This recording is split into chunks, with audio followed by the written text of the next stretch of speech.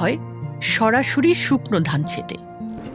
Vietnam, Thailand, Philippine, চীন, Japan, Korea সহ দক্ষিণ পূর্ব এশিয়ার প্রায় সব দেশের মানুষ আতপ চালের ভাত খায়, যা পরিচিত স্টিকি রাইস বা আঠালো ভাত নামে। কারণ ভাতের সাথে মাড় শুকিয়ে ফেলা হয়, তাই সাধারণ চালের ভাতের মতো আতপ চালের ভাত ঝরঝরে নয়, একটু আঠালো। আমাদের দেশেও একসময় চল ছিল আতপ চালের ভাতের। কেন খাবেন আতপ চাল?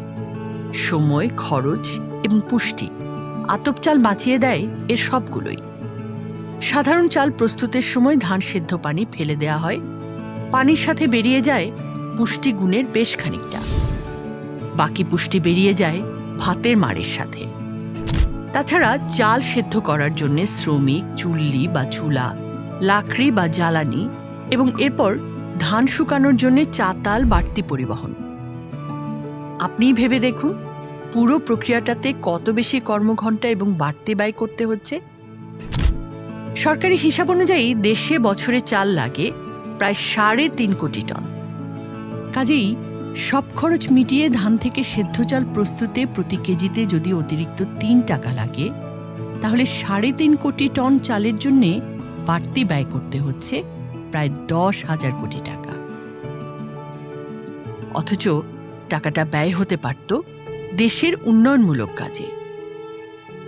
হাস্যকর ব্যাপার হলো, এই বিপুল পরিমাণ টাকা কোনো ভ্যালু অ্যাড তো করছেই না, উল্টো চাল হারাচ্ছে পুষ্টিগুণ। ঘুরিয়ে বললে এতগুলো টাকা আমরা আসলে খরচ করছি চালের পুষ্টিগুণ নষ্টের জন্য। তাছাড়া পুষ্টি উপাদান কমে যাওয়ায় প্রতিদিনের খাবারে সাধারণ চাল পরিমাণে লাগে অনেক বেশি। আতপ চালের পুষ্টিগুণ অক্ষুণ্ণ থাকে এবং মাড় ফেলে দেয়া হয় না। ফলে সাধারণ চালের চেয়ে 1/3 চালেই আপনি ক্ষুধা নিবারণ করতে পারবেন। আতপ চালের ভাত সাধারণ ভাতের চেয়ে সুস্বাদু, তাই অনেক ধরনের সবজি বা তরকারি ছাড়াই, এমনকি সামান্য একটু লবণ দিয়ে আপনি খেতে পারবেন। পরিপূর্ণ পুষ্টি পেতে ভাত রান্নার সময় মাড় না ফেলে ভাতের সাথে শুকিয়ে ফেলুন।